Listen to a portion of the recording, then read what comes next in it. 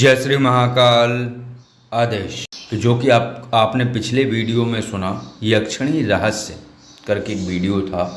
उसमें प्रथम भाग में आपने सुना कि यक्षिणियाँ कितनी होती हैं और उनकी सिद्धि या उनकी साधना करने की क्या प्रभाव आते हैं। लेकिन उसमें एक और विषय था कि क्या यक्षिणी पैशाचिक ऊर्जा हैं जो इतने भयंकर भयंकर फल या घटनाएं घटित करती हैं साधक के साथ। तो उसका जो दूसरा भाग है ये है जो यक्षिणियों के द्वारा इतनी भयंकर प्रतिवर्ती क्रिया प्राप्त होती है साधक को।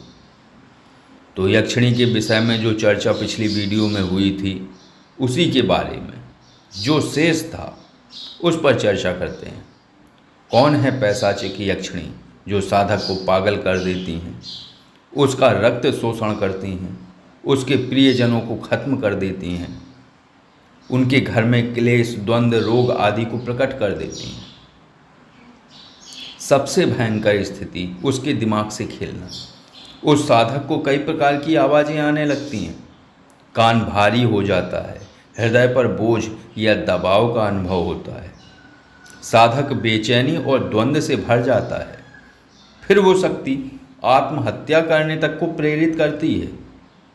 अगर साधक का ओरा कमज़ोर है और उस पर अगर उसके इष्ट की या कुल देवी देवताओं की कृपा नहीं है तो उसकी मृत्यु सुनिश्चित है। तो कौन सी यक्षिणियाँ होती हैं जो ये सारी प्रक्रियाएं घटित करती हैं, तो आज बताते हैं आपको ऐसी यक्षिणियों के बारे में। लेकिन ये विषय बहुत ही गूढ़ और गुप्त है। इस विषय का समझ में आना सहज नहीं है, यानी सरलता से आप इसे समझ नहीं सकते हो। और जो समझ सकता है वो आंतरिक रूप से एक आध्यात्मिक और तांत्रोक्त व्यक्ति है। भले इस जीवन में ना हो लेकिन कई जन्मों से उसने वो ऊर्जाएं संग्रह की हुई हैं, उस क्षेत्र में रहा है, तो वो समझ सकता है। क्योंकि साधारण जीवन शैली में जी रहे व्यक्ति ये नहीं समझ सकते। तो मैं इसे उदाहरण के रूप में बताने का प्रयास करता हूँ। एक साधक हो या साधिका हो, अगर वो किसी भी यक्षिणी साधना को करते हैं तो एक संबंध रखना पड़ता है शक्ति से, चाहे वो मातृभाव का रखे या बहन के रूप में उन्हें माने या फिर सहचरी या पत्नी के रूप में उनसे संबंध रखे। ये कोई जटिल बात नहीं है, ना ही कोई जटिल प्रक्रिया है, ये हो सकता है। लेकिन साधक जो यक्षिणी साधना की तरफ जा रहा है वो लालच से भरा हुआ होता है। उद्दामनेश्वर तंत्र में लिखा हुआ है कि ब्रह्मज्ञानी और ब्रह्मोपासक के लिए ये साधनाएं वर्जित हैं, वो ना करें इन साधनाओं को। तो साधक में वासना, स्वार्थ है, वासना है, लालच है, काम है, क्रोध है, संग्रह की लालसा है, तो सभी विकार उसमें हैं। फिर वो साधक यक्षिणी देवी को प्रत्यक्ष करने का प्रयास करता है, यानी उनकी साधना करता है। तो यक्षिणी देवी प्रत्यक्ष होती हैं, तब बलि और भेंट देनी होती है और तभी संबंध निश्चित किया जाता है। क्योंकि आप किस प्रकार उन्हें संबोधन करेंगे, आपको संबोधन करना होगा। लो माँ या बहन के रूप में संबोधन करेंगे या पत्नी के रूप में संबोधन करेंगे, तो तभी संबंध निश्चित हो जाता है। ये जिसमें जितनी कम रोचकता होती है, कम रुचि हो, कम आकर्षण हो, वो उतना ही सुरक्षित होता है। तो सबसे सुरक्षित संबंध है मातृभाव का। अगर आप उन्हें माता के रूप में आवाहन करते हैं तो ये सबसे सुरक्षित संबंध है। साधक उन्हें माँ बोलकर बलि और भेंट देता है, वो स्वीकार करती और उसे इच्छित वर देकर सदा उसका पुत्रवत पालन करती। साधक अगर बहन रूप में चुनता है तो इसमें थोड़ा खतरा है उसकी मनोवृत्ति का। अगर मनोवृत्ति बदलती है या बदल जाती है और उनका आकर्षित रूप देखकर उसकी मनोवृत्ति में परिवर्तन होता है तो वो दंड का भागी होगा। और कौन से दंड घटित होंगे, वो जो पहले बताए जा चुके हैं। और पत्नी रूप में वर्णन करता है तो खतरा और बढ़ जाता है। साधक को पूरा जीवन अविवाहित बिताना होगा। जो नवीन साधक हैं वो भूल जाएं। कौन सी बात भूल जाएं? क्योंकि उनको लगता है कि पत्नी रूप में वर्ण किया है तो उनकी वासना की प्रतिपूर्ति होगी। भ्रम छोड़ दें, क्योंकि शक्ति से संभोग की लालसा मृत्यु के करीब पहुंचा देगी। और वो साधक भौतिक स्त्री से भी संबंध नहीं रख पाएगा। यानी पूर्ण तरीके से ये मान ले साधक कि उसे ब्रह्मचारी रहकर ही पूरा जीवन बिताना होगा। अगर वो साधारण रूप से किसी भी स्त्री से संबंध रखता है तो वो दंड का भागी होगा और वही दंड घटित होंगे जो पहले बताए जा चुके हैं। तो ये तो हो गया एक कारण। अब है दूसरा कारण। तो ये था यक्षिणी देवी से प्राप्त दंड या लाभ। ये तो यक्षिणी देवी देती हैं, लेकिन जो व्यक्ति या साधक मृत्यु से पहले यक्षिणी देवी का विसर्जन नहीं करता और सिद्धि मृत्यु होने तक साथ रहती है, तो साधक की आत्मा यक्षिणी देवी की सेवक बनती है जब तक उसकी मुक्ति नहीं होती।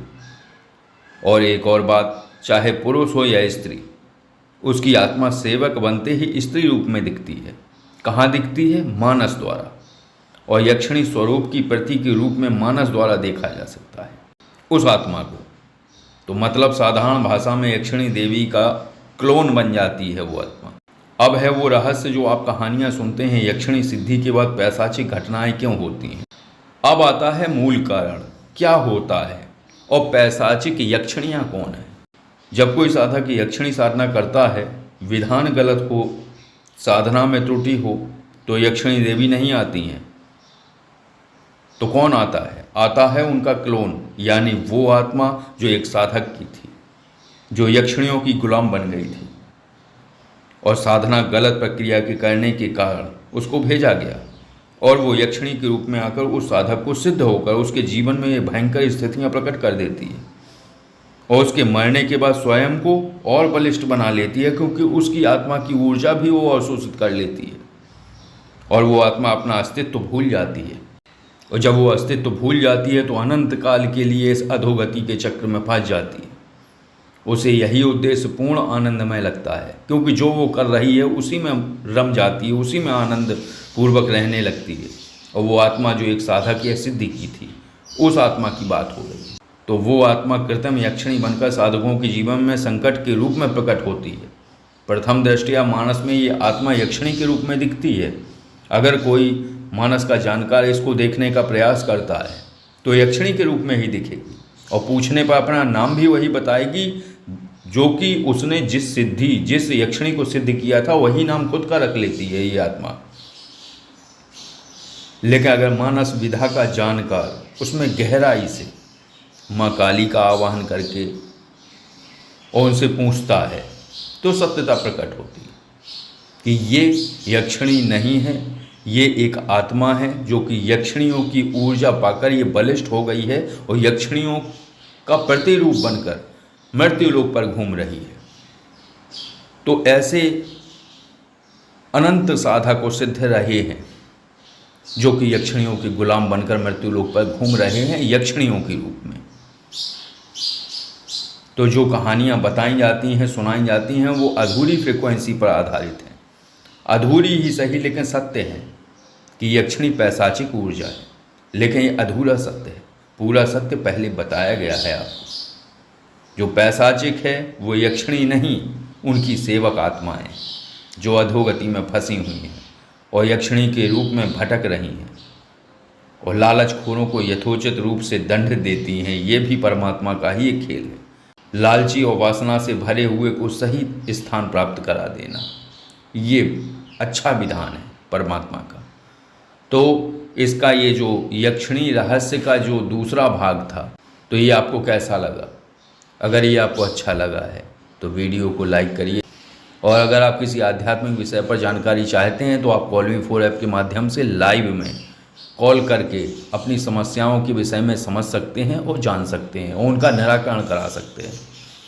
और अगर आप किसी साधारण विषय पर चर्चा करना चाहते हैं तो ये जो नंबर स्क्रीन पर दिख रहा है, इस नंबर पर आप कॉल और व्हाट्सएप करके जानकारी ले सकते हैं। तो आदेश, जय श्री महाकाल।